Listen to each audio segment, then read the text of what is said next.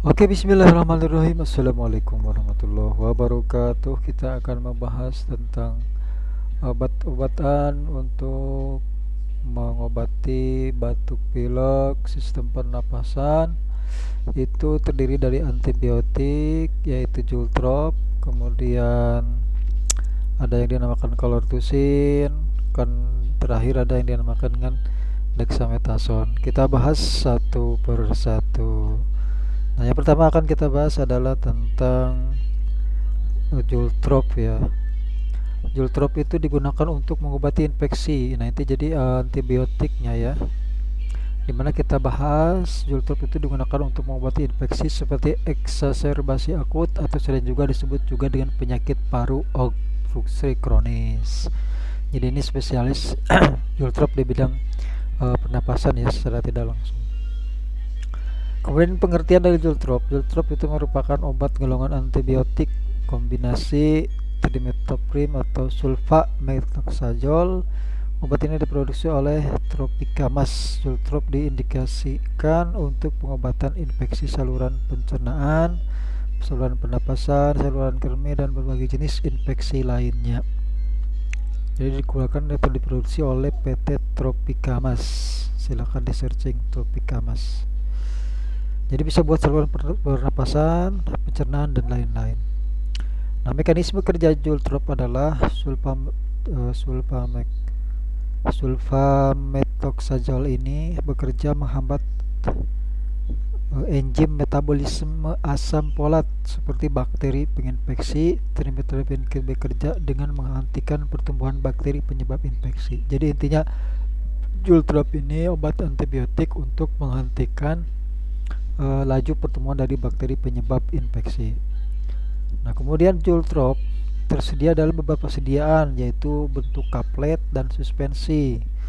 Pada obat ini perbedaan sediaan berfungsi untuk memudahkan pasien yang sulit menelan dan menutupi rasa yang tidak enak pada obat. Penyalahgunaan Jultrop yang tidak tepat dosis dapat menyebabkan resistensi atau kebal terhadap bakteri dan menurunkan efektivitas kerja obat ini.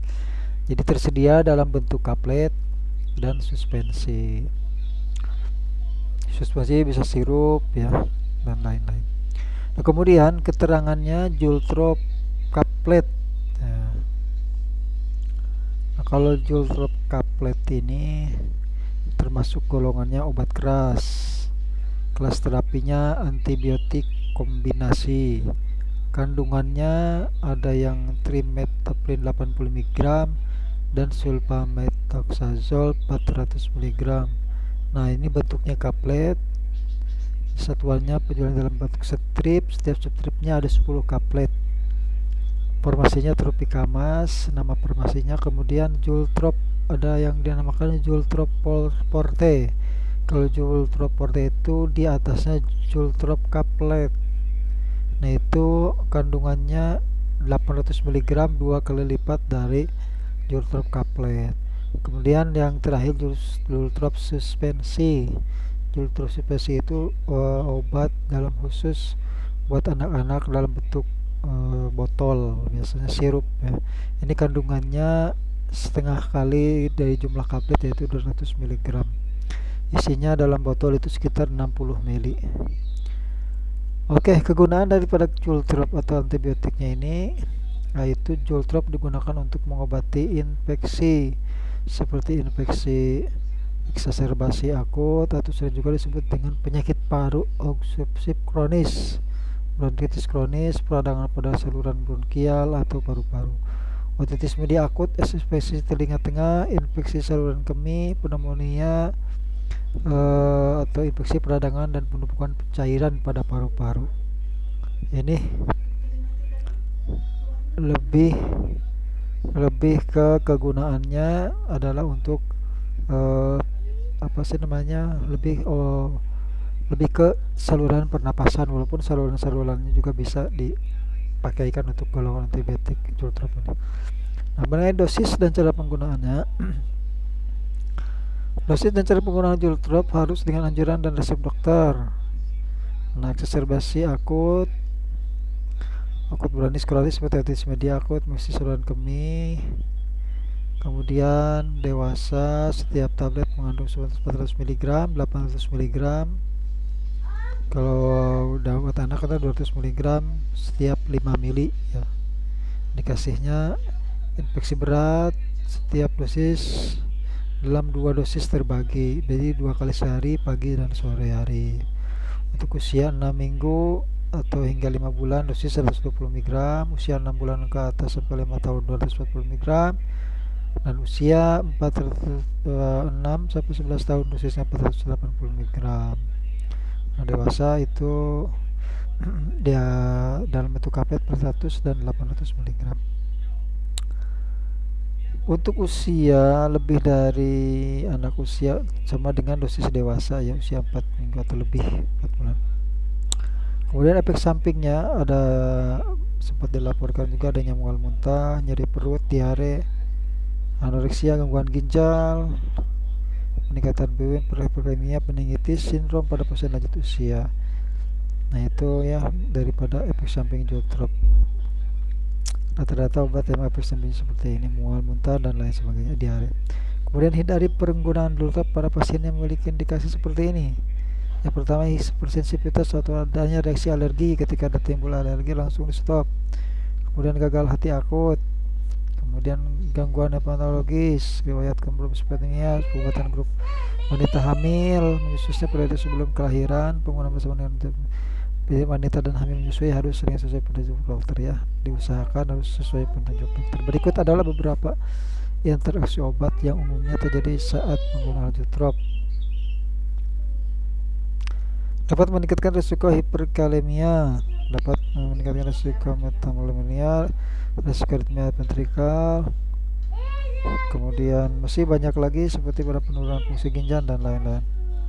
Untuk kategori kehamilan, Badan Pengawas Obat dan Makanan di Amerika Serikat FDA mengategorikan Jultrop ke dalam kategori D. Ada bukti positif risiko pada janin manusia, tetapi manfaat obat juga digunakan pada wanita yang hamil dapat diterima meskipun ada risikonya. Misalnya jika obat tersebut diperlukan dalam situasi yang mengancam jiwa atau penyakit serius di mana obat-obat yang lebih aman tidak dapat digunakan atau tidak efektif, boleh menggunakan Jultrop. Nah itu ya mengenai Jultrop.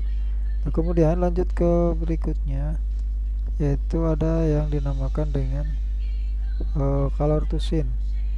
Nah ini untuk obat batuk pileknya itu biasanya menggunakan obat Kalortusin ya.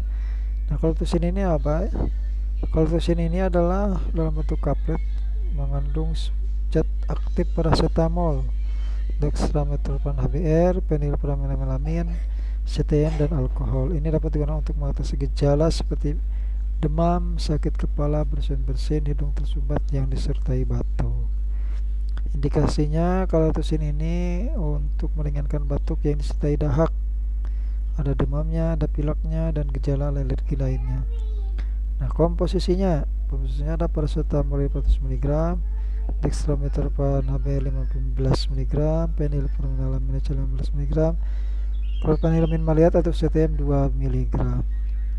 Dosis untuk anak-anak 3 kali sehari setengah kaplet, sedangkan orang dewasa 3 kali sehari 1 kaplet. Aturan pakainya sesudah makan ya. Kemudian perhatian, hati-hati pada pasien yang memiliki alergi atau sensitivitas terhadap salah satu obat. Beberapa komponen obat memiliki masalah pada jantung dan penyakit diabetes. Kemudian kontraindikasi penderita diabetes terhadap penggunaan obat.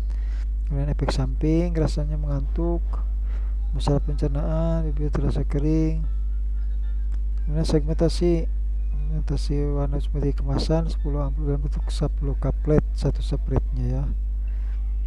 Ini ada BPOM-nya ya. Kemudian yang ketiga, yang terakhir, yaitu obat yang dikombinasikan untuk mengobati obat batuk pilek. Itu ada Jultrop tadi yang kita bahas, ada Jultrop, kemudian ada Kalortusin, dan yang terakhir ini ada namanya dexamethasone. Nah dexamethasone ini adalah obat yang digolikan sebagai obat resep ya. Dexamethasone adalah obat anti radang yang digunakan pada berbagai kondisi peradangan seperti reaksi alergi, penyakit autoimun atau radang sendi dan lain sebagainya. Dexamethasone merupakan obat golongan obat kortikosteroid yang bekerja dengan menghambat pengeluaran zat kimia tertentu dalam tubuh yang bisa memicu peradangan. Obat ini juga memiliki efek imunosupresan atau perasaan menekan sistem kekebalan pada tubuh. Berdasarkan penelitian yang dilakukan, dexamethasone ini bisa digunakan dalam pengobatan COVID-19 dengan gejala berat, terutama pasien yang terpasang alat bantu seperti pernapasan ventilator. Merek dagang dari dexamethasone ada banyak macam, ada Sendofitro, ada Cortidex, ada Dexa, ada dexamethasone, Dexaton, ada Gratazone dan lain sebagainya. Itu isinya sama aja, dexamethasone 0,5 mg. Oke, apa itu dexamethasone? Golongan obat resep kategori kortikosteroid. Manfaat: menangani berbagai kondisi peradangan, reaksi alergi, penyakit autoimun, multiple dan mengenai COVID-19 yang bergejala berat. Dewasa dan anak-anak. Kategorinya C, dexamethasone untuk ibu hamil dan menyusui.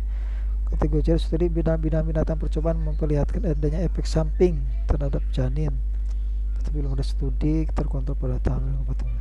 Bentuk obatnya dalam bentuk tablet, dalam bentuk sirup, salep mata, tetes mata, dan obat suntik. Jadi ini ada banyak macam dalam bentuk, berbagai macam bentuk untuk dexamethasone ini. Peringatan sebelum menggunakan dexamethasone. Sebelum menggunakan dexamethasone, Anda perlu memperhatikan beberapa hal. Pertama, jangan menggunakan Dexa kepada orang yang punya riwayat alergi. Hampir semua obat jangan menggunakannya, termasuk dexamethasone ini. Kemudian untuk dosis dan aturan pakai dexamethasone ini, secara umum dosis dexamethasone diberikan oleh dokter ditentukan sesuai persediaan obat, tujuan dan usia pasien itu sendiri. Nah, untuk kondisi peradangan dan penyakit autoimun dewasa, dosis awal 0,5 mg per hari dibagi dalam beberapa kali pemberian. Anak-anak dewasa 0,2 sampai 3 mg, dikonsumsi 2 sampai 3 sampai 4 kali. Jadi rata-rata dikasih 3 kali sehari. Kemudian kondisinya multiple sklerosis, dewasanya 30 mg selama 1 minggu. Kemudian kondisi tes penyaring screening crossing dan dewasa 11 diikuti dengan terdarat jam 8 keesokan harinya. Kondisi multiple skleroma. Kemudian untuk obat tetes mata, kondisi darah mata dewasa 1 tetes 4 sampai 6 kali per hari. Untuk tetes ya, untuk obat tetes dikasih dalam 1 tetes 4 sampai 6 kali sehari. Kemudian untuk cara menggunakan dexamethasone dengan benar ya. Ikuti anjuran dokter ketika Anda mau baca informasi yang tertera pada kemasan obat sebelum menggunakan obat dexamethasone. Kemudian simpan dexamethasone dalam suhu ruangan dan terhindar dari paparan sinar matahari langsung dan jangkauan dari jangkauan anak-anak, jauhkan ya.